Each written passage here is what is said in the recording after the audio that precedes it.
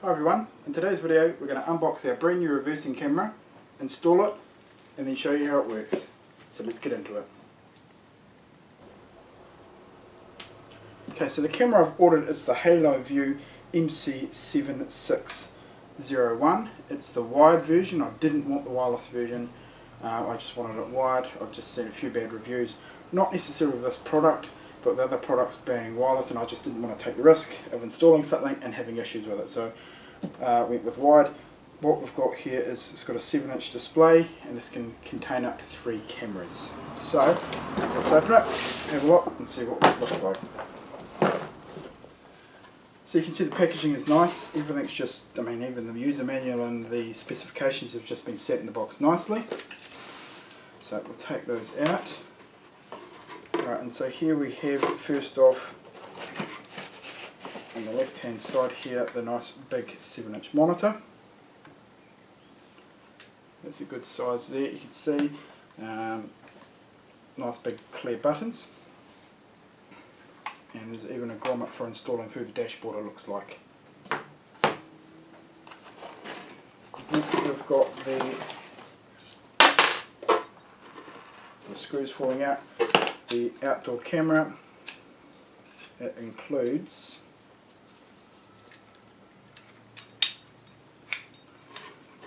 just trying to get orientated there. It includes a sun hood on the top here, just to remove any glare, which is quite a nice feature. We've got the adhesive flexible dashboard mount. Basically this is a piece of metal with a 3M adhesive backing on it, and then just a ball mount here. We've got some screws, an Allen key, and we've got some screws that are just running around loose in the box. Then we've got all the cabling here.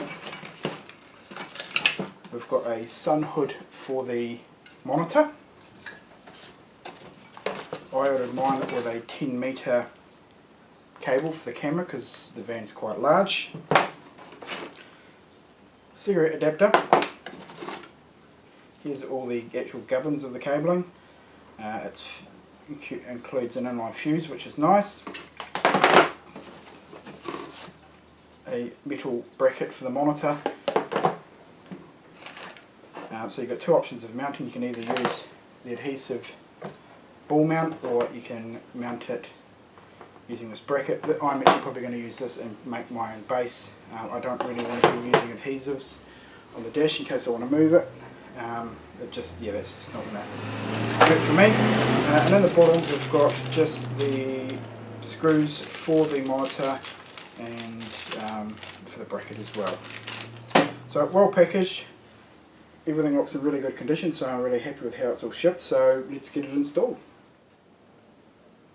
Right, so my plan is to basically pull out this light fitting here and then screw the mounting bracket for the camera. Basically, you can just see through in here on the roof up there, so it gets a nice angle pointing down. And then I'll have the cable coming through here.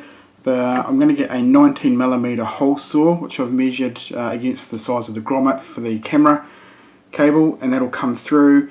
I'll then run the cabling with inside this conduit here all the way along up the front,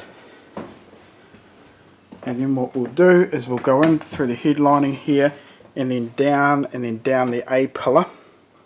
That way I can get the camera cable all the way along to the front here, and then hopefully work out a mounting position within this bin here.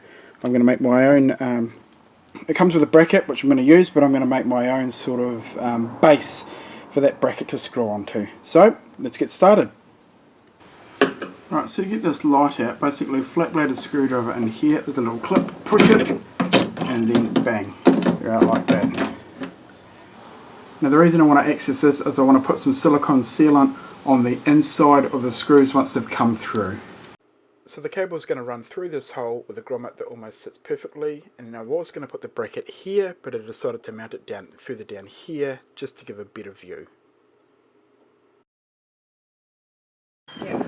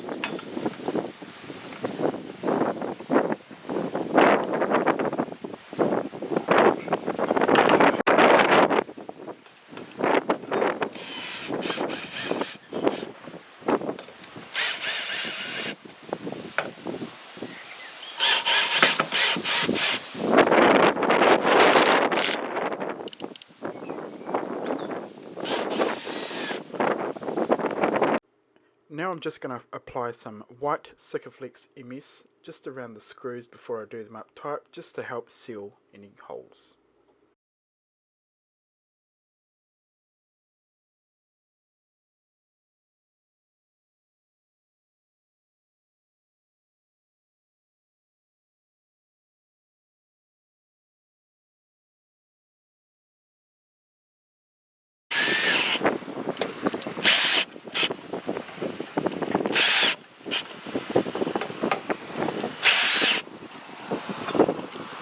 Now that the mounting bracket's been screwed down and sealed, I'm just roughly angling the camera so that I can work out how much slack I need to leave on the cable.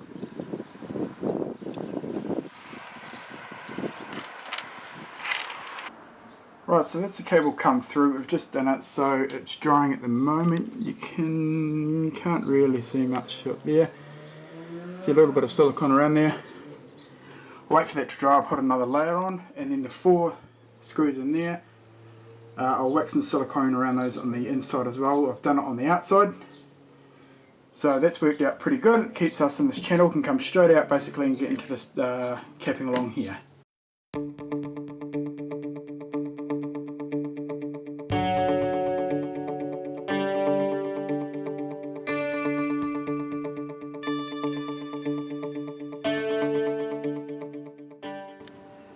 Now I've run the cable through all of the ducting along here. It's pretty easy, it just clips in. These bits come out first and then these bits over here do. It's actually really easy to get through. You can see the camera cable coming out here. These bits have some little bolts that hold it in, as well as just some clips at the top, so just be aware of that. We're now at the point here where the bulkhead used to be, so I've just got to pull that out. So to get the cable down to the front of the dashboard, this A-pillar trim needs to come off. I've already pulled it off already, so I've just stuck it back in just to show you. Basically it just pulls straight out like this. There's some clips along, and then it's just a matter of basically very slowly wedging out. You can see the clips in there, just 3 of them, and so this actually does come out really easily. Now that we've got it out, we can run the cable down. So now that we've got all this trim off, basically the cable's going to run up the top here following this one, and then you can just see that little bit of daylight. It's going to pop down there, and then it will sneak out and run along down the A-pillar. So what I've done to get the cable down the side of the roof lining is, it was just far too long, my hand wouldn't reach, so I've just used this piece of metal. I've taped the cable to it, and as you can see, it's just popped out the end here. It's a bit hard to see with the camera. And so what I can do now is just undo that and then pull the metal out and then pull the cable down. So it's that easy.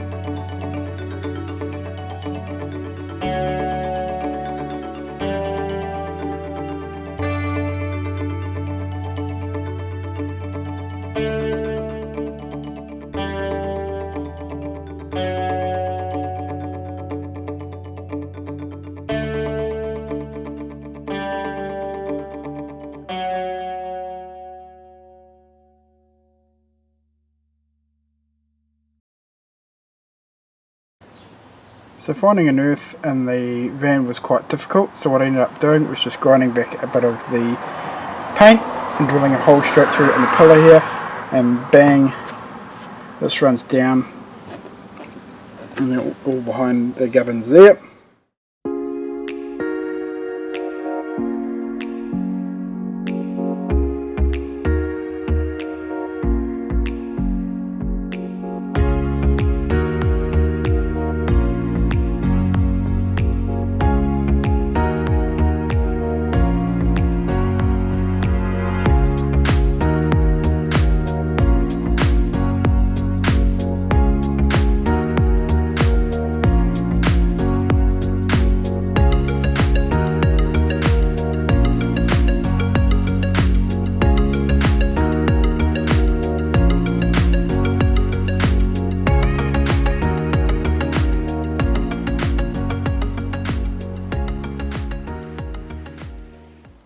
Right, finally, all plugged in. We've got a nice red light here, so we'll press the power button and bang, turns on, and now we can finally see our rear vision camera. Perfect. It's taken a lot to get to this point. It was a lot more difficult than I thought, but we've got there. Now I just need to fit it all up, and then we're good to go. So as you can see here, I've mounted the monitor here to just a piece of MDF that I've painted black. I've got a hole through the side here where the cable goes through.